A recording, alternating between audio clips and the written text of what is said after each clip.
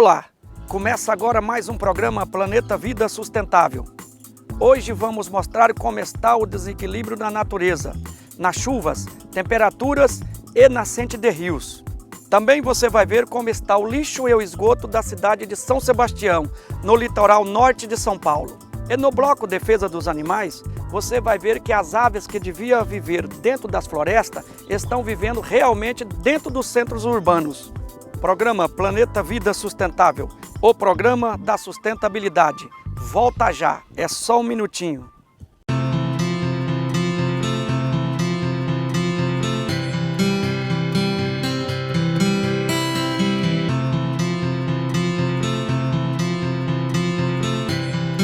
Todos os dias pensamos, imaginamos, tentamos criar.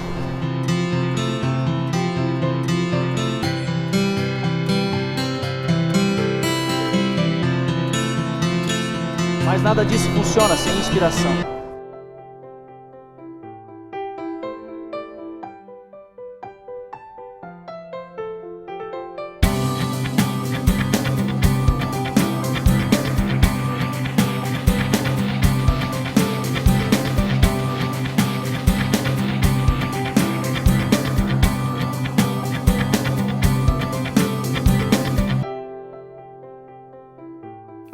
Bará, inspire-se.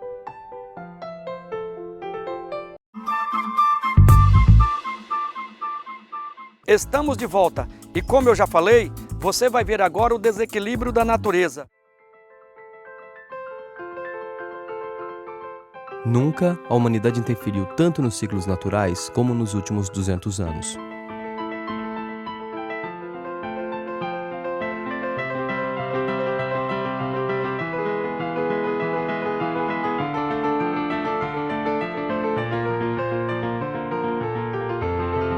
A primeira década do século XXI foi a mais quente da história da Terra, desde o início das medições modernas em 1850.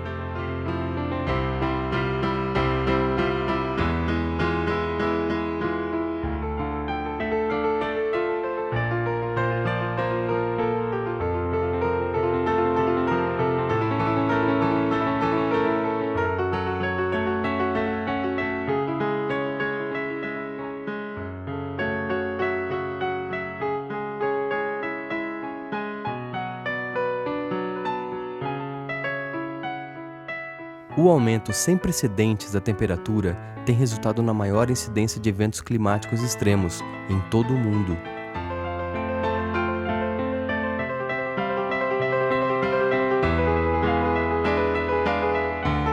No Brasil, a ocorrência de desastres naturais aumentou mais de 200% nas últimas 2 décadas.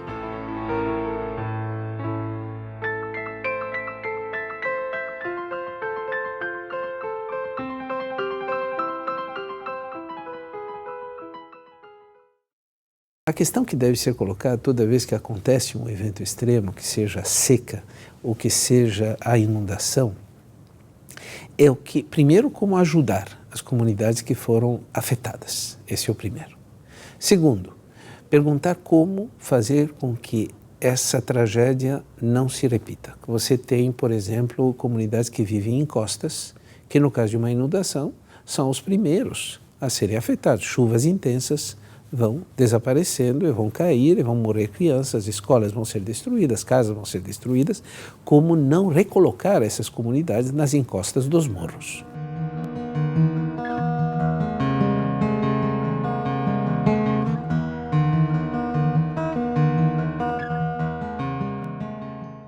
Esses processos estão relacionados com a forma através da qual a cidade se estruturou ao longo do tempo. Principalmente no caso de São Paulo, a ocupação das áreas de várzea gerou situações de áreas que são muito sujeitas a inundações, né? E esse é um processo que ainda continua acontecendo com as áreas de várzea sendo ocupadas. Então é um processo histórico de aumento nesse sentido das vulnerabilidades e dos riscos associados a esses fenômenos climáticos, na medida que a cidade se expande sem que seja considerado todo esse processo toda essa relação que existe com os aspectos ambientais e que deveriam ser respeitados.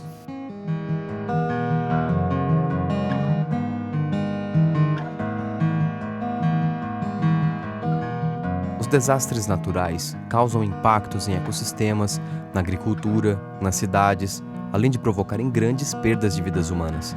Na maioria das vezes, esses prejuízos poderiam ser evitados. Que são prejuízos muito elevados, tanto a seca como da inundação. Os prejuízos materiais, esses são mais fáceis de calcular. Os prejuízos humanos, há várias metodologias que avaliam os prejuízos humanos. Agora, como se quantifica uma vida humana? Quanto custa uma vida humana?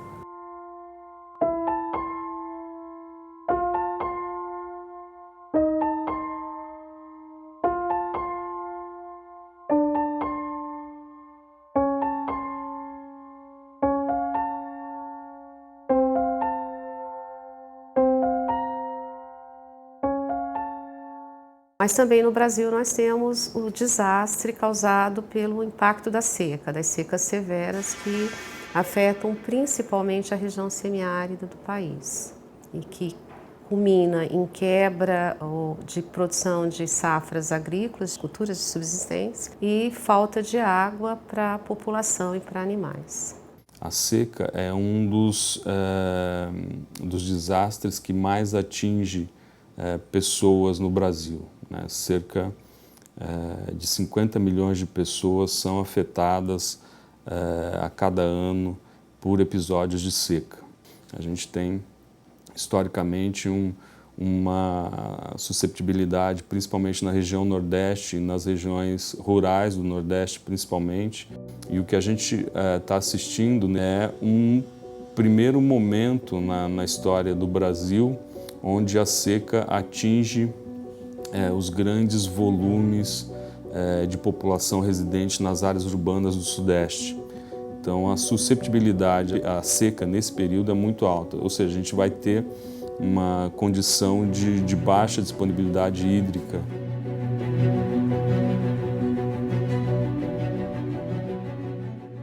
Voltamos já. Aguarde aí.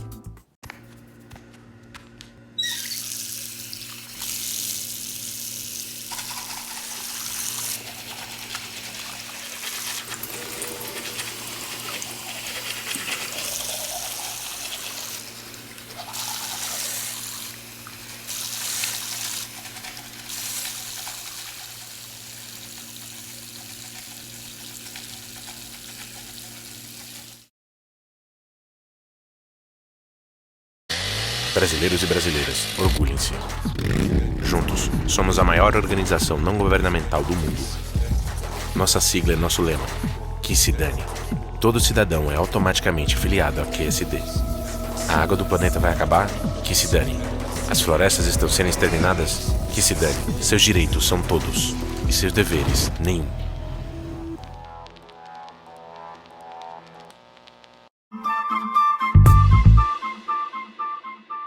Já voltamos e você vai ver agora com a Milena como está o esgoto e lixo da cidade de São Sebastião, que fica no litoral norte do estado de São Paulo. Vai lá, Milena!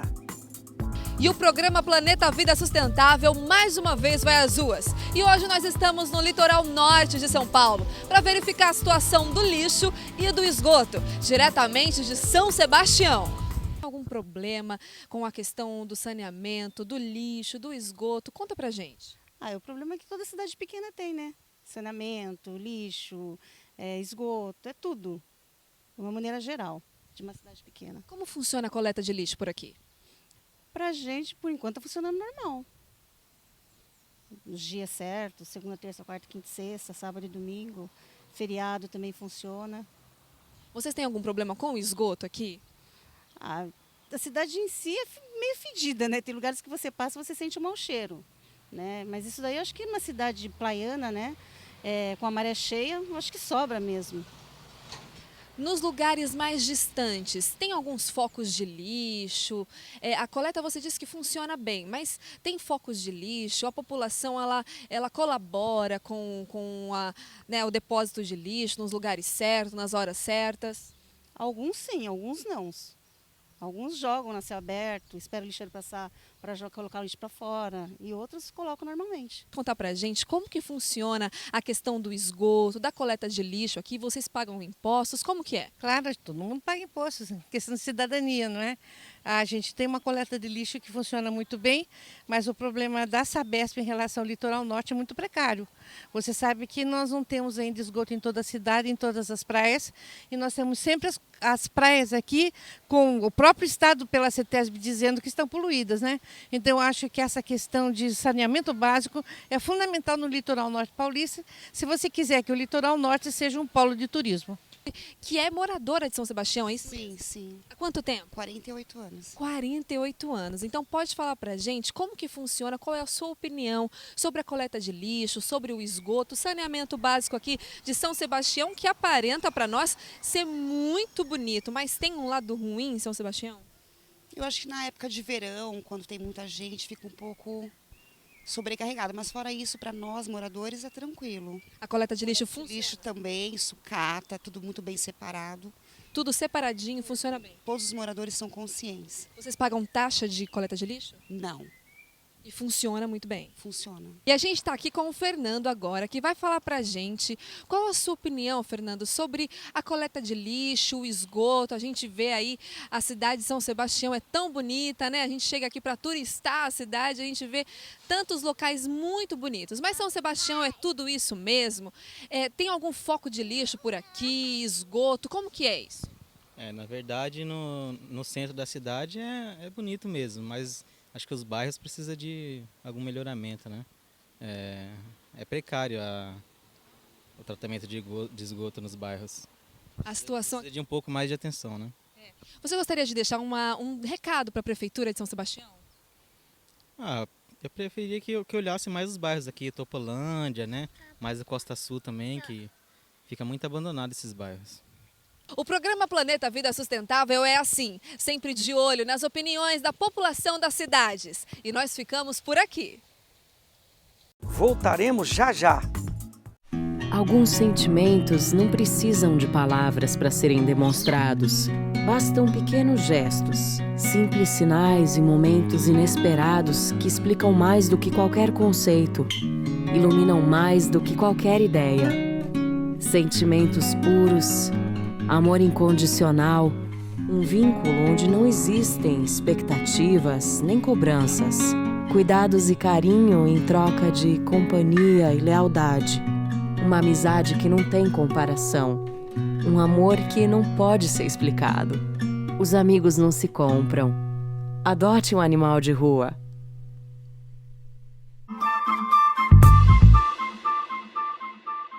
Você vai ver agora que as aves que deviam viver nas florestas não estão vivendo mais por causa do descaso do ser humano. Estão derrubando as florestas e, portanto, elas estão vivendo dentro dos centros urbanos. Você vai ver que isso não é bom, nem para as aves e nem para os seres humanos. Portanto, mostra aí, Milena. Ao contrário do que muitas pessoas poderiam supor, as cidades não são um domínio exclusivo dos seres humanos. Nos jardins, lagos, hortas e edifícios é possível encontrar centenas de espécies de bichos. São aves e mamíferos, mas também répteis e anfíbios, cuja vizinhança muitas vezes desconhecemos, mas que partilham conosco a selva urbana. Os pássaros que habitam as cidades modificam progressivamente o seu comportamento de defesa.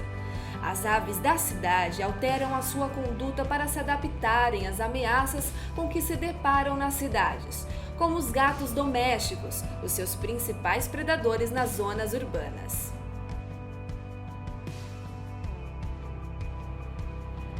A diferença entre as aves urbanas e rurais da mesma espécie vai crescendo com o tempo. A análise deste comportamento é essencial para se perceber a adaptação destas aves a um meio que se torna cada vez mais familiar para elas. Existem alguns animais que convivem com as pessoas, especialmente nas grandes cidades. e podem oferecer um grande risco de diversas doenças. Por isso, a população de bichos como pombos, ratos, morcegos, por exemplo, deve ser controlada para evitar danos maiores aos homens. O pombo comum, também conhecido como pombo doméstico ou pombo das rochas, é uma ave membro da família Columbidae. Verifica-se grande variação no padrão de cores desse animal, havendo exemplares brancos, marrons, manchados e acinzentados. Atualmente são vistos como animais sinantrópicos, que são aqueles que se adaptaram a viver junto ao homem, não por vontade do homem, diferente dos animais domésticos, os quais o homem cria e cuida com as finalidades de companhia. Não há nenhum predador nas grandes cidades para este tipo de animal, e sua reprodução é rápida, o que gera uma população cada vez maior, um grave problema ambiental ao homem, já que abrigam alguns parasitas que podem ser nocivos à saúde humana. Assim como os humanos, esses animais precisam de 3 fatores para sobreviver: água, alimento e abrigo. Justamente por isso, costumam viver perto da população, porque é ela que fornece esses elementos nas frestas das casas, porões, sótãos ou até mesmo por deixar comida acessível no lixo ou aberta na despensa. Há ainda as pessoas que voluntariamente alimentam os pombos, o que pode oferecer um grande risco à saúde pública. Vale lembrar, no entanto, que os pombos não devem ser mortos, apenas controlados, já que têm importância ambiental, assim como outras aves.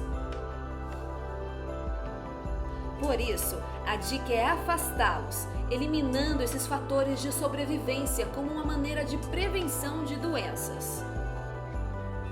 Além de não oferecer abrigo, alimento e água, vedar espaços e vãos, usar abrigos controlados e colocar o lixo no local adequado também são medidas que podem ajudar bastante.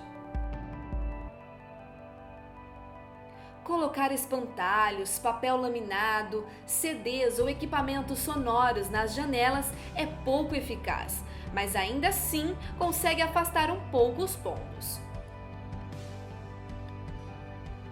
Usar armas de fogo, envenenamento ou capturar os animais são medidas proibidas. É preciso tomar cuidado ainda com as fezes dos pombos. Cada animal produz cerca de 2,5 kg de fezes por ano. E nessas fezes estão fungos, bactérias e ácaros que podem causar pelo menos 6 tipos de doenças. Entre as doenças transmitidas por pombos estão a criptocose, que pode dar meningite, a histoplasmose, que pode dar doenças pulmonares, a salmonelose, que pode dar distúrbios gastrointestinais, além de dermatites e alergias. Por isso, é importante não deixar as fezes acumularem e, na hora de retirá-las, proteger o nariz e a boca com uma máscara e umedecê-las com água e depois limpá-la com água sanitária. Estamos de volta com o programa Planeta Vida Sustentável. A nossa ideia é levar sempre informações importantes na defesa da sustentabilidade para você. Na semana que vem, no primeiro bloco, vamos mostrar a evolução da produtividade alimentar no mundo. E no segundo bloco, que é o bloco da sustentabilidade, vamos mostrar como está o esgoto e o lixo da cidade de Cotia. E no bloco Defesa dos Animais, você vai ver que são usados muitos animais para fazer remédios para seres humanos. O programa Planeta Vida Sustentável fica por aqui. E querendo Deus, a gente volta a semana que vem. Até lá!